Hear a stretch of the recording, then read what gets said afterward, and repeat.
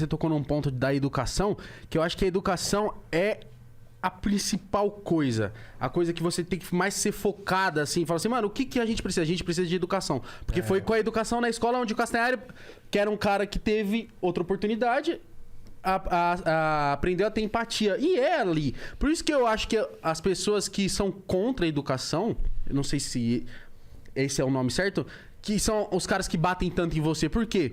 Porque cada vez mais que as pessoas forem contra a educação e pessoas como você apanharem, mais o Bolsonaro perpetua no poder, mano. Cara, o que eu faço, eu gosto de pensar assim, muitas vezes eu sou atacado até por intelectuais, por alguns professores que têm uma visão muito fechada, muito restrita, eu diria. Porque o que eu faço não é para especialista. O que eu tento fazer é democratizar o ensino. A educação, o ensino. Porque eu entendo que tem muitos temas que simplesmente muitas pessoas não tiveram a oportunidade de aprender isso, porque não tiveram professores, aulas vagas. E ali eu estou apresentando esse tema para essa pessoa. Só que é claro, existem temas que são muito complexos, que eu não vou conseguir resumir só em 1 hora. Mas eu tenho esse desafio de, às vezes, pegar um tema como, por exemplo, Primeira Guerra Mundial, Segunda Guerra Mundial, e tentar resumir num vídeo de 1 hora, que a gente sabe que é muito difícil. E aí, um professor, um historiador, que passou a vida inteira estudando aquilo, e que enxerga de uma outra forma... Como ousa ensinar a Primeira Guerra Mundial em 1 hora? Não, e como você não falou daquilo, e como faltou isso, e sei lá o quê. Ele não entende que o que eu estou fazendo é apresentar o tema pra pessoa que nunca viu, que não faz a menor ideia do que seja. E o professor de história também não entende que pra você aprender história, você não precisa decorar o nome de cada pessoa e saber o ano de cada coisa. Você precisa saber do porquê e no que desencadeou, tá ligado? E assim, é uma simples questão do... O que eu faço é pra apresentar o tema e é pra gerar a curiosidade.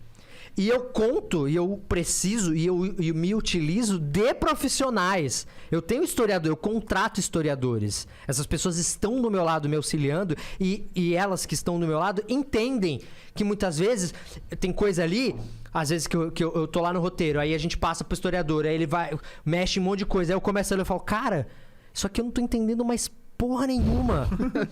Eu falei, você tá falando grego pra mim aqui, brother. Isso aqui tem que ser simplificado. Então, o grande pulo do gato do meu canal é justamente traduzir uma informação mais complexa pra uma linguagem simples. Porque o público em geral, ele vai entender se tiver numa linguagem simples. A gente tem que entender que existe uma barreira intelectual da informação. E o que é a barreira intelectual? Existem assuntos que para você aprender, você precisa ter uma base de outros. Se você não tiver essa base, você... mas hoje em dia no celular você tem informação do mundo inteiro. Querido, pega um artigo científico e mostra pra Dona Neuza, que limpa a casa do Gustavo Lima. Você acha que ela vai conseguir entender alguma coisa de um artigo científico? Não! Porque existe uma barreira intelectual ali. E você precisa traduzir aquilo. É traduzir mesmo, é outro idioma, brother. Então, o trabalho que eu faço muitas vezes é de tirar palavras difíceis, é de pegar um raciocínio que tá já pressupondo que eu sei uma coisa que eu não sei. E é por isso que é legal. Eu não sou especialista de porra nenhuma. Eu sou um apresentador. Você precisa entender isso. Eu sou um apresentador e um diretor. Eu sou muito bom nisso.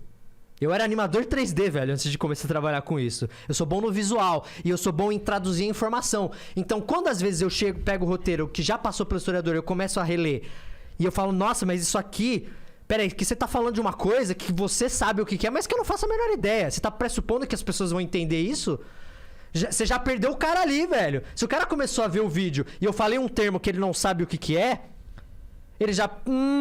ele já não vai entender todo o resto. E já larga. Já muito perdeu. Difícil, né? E aí, só que aí se o cara que é às vezes um intelectual, sabe? E aí ele vai... E aí tem aquele ponto também da questão da visão, por exemplo. Vou entrar no ponto ali de um vídeo que eu fiz sobre o fascismo. De que eu fui atacado pela esquerda e pela direita. Pela extrema esquerda e pela extrema direita. O que é natural. É natural, porque a extrema esquerda defende o comunismo. Acha que comunismo é uma coisa muito boa. Eu não acho. Eu não acho. Eu acho que é extremo, da mesma forma. Assim como eu também não acho que a extrema-direita é uma coisa legal. Não acho.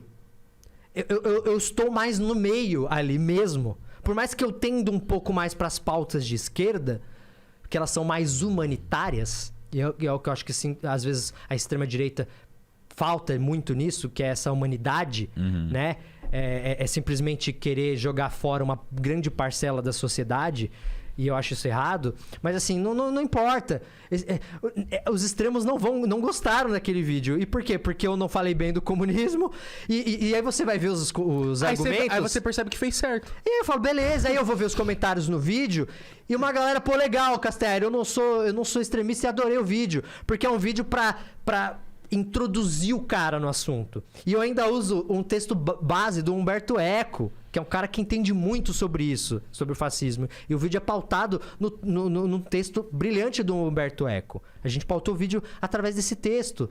Então, assim, eu entendo como isso pode enfurecer uma galera que, pô, se o cara acha que comunismo é uma coisa muito legal, e ele vai ver lá e eu não estou elogiando o comunismo, ele vai achar que o vídeo é uma merda. E aí ele vai lá na rede social, o Castelli é irresponsável, olha esse vídeo. Mas você foi cancelado querido, por isso? É a sua visão.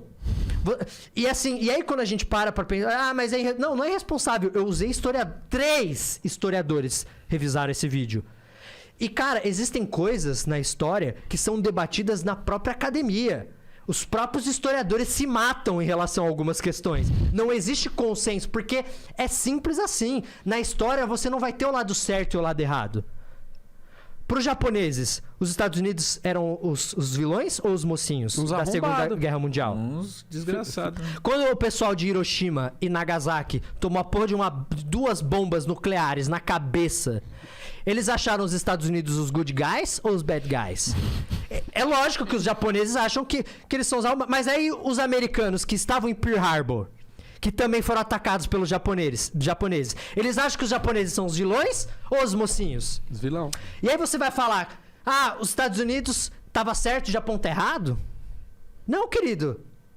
Cada um tá certo. Tem a sua brisa, cada um tá lutando pelo seu país e pela sua ideologia. Os japoneses acham que estão certos, os americanos acham que estão certos. Se você analisar de uma maneira mais fria, você vai ver... Os japoneses erraram ali, os americanos erraram ali. Muita gente sabe que na Segunda Guerra Mundial, muita gente diz, muitos historiadores concordam, que foi desproporcional tacar a bomba atômica em Hiroshima e Nagasaki. A guerra já estava praticamente vencida. Não, a guerra já era naquele ponto. Não precisava. Só que eles falam, não, os japoneses não iam largar o osso. Eles iam continuar porque eles eram muito orgulhosos. Sério que você achou que tacar uma bomba... Na cabeça da galera, matando, tipo, a gente tem ali cálculos de cerca de, juntando as duas, quase 200 mil pessoas ao decorrer de sei lá quantos anos morreram. É sério que você acha que essa foi a melhor alternativa, Estados Unidos? Então, assim, história é uma coisa muito complexa, que você não vai ter o lado certo e o lado errado. É uma coisa que é debatida. Você vai ter pontos de vistas diferentes de acordo com a sua visão, de acordo com a sua nacionalidade. A história não é uma matemática, mano, né? Não é exatas. Não é exata, né? Não é exatas. Não é, cara. Então, assim, se você entender isso, quando eu fiz o vídeo da ditadura militar, teve gente que criticou, que fala, não houve ditadura no Brasil. Minha avó acha que a ditadura foi bom. Como assim? Como você vai dizer... Né? Como você vai dizer que... Como você vai falar pra ela Como você vai dizer que o AI-5 não é uma ditadura? Onde qualquer pessoa pode ser presa sem direito à defesa, sem ter o habeas corpus. Você acha justo você ser preso sem saber do que você está sendo acusado? Isso é louco. Isso era o AI-5. É você poder ser preso sem saber do que você está sendo acusado. Você acha isso justo, brother? Você acha isso justo quando estão fazendo com seu inimigo. Agora, se acontece com você, você acha injusto pra caralho. Com certeza. Isso é E é muito simples. Então, assim, eu não trato história dessa forma. Eu sempre vou pender pro lado humano. E aí, quando a gente fala de ditadura, eu vou falar, cara, matou um, já tá errado. Torturou um, já tá errado.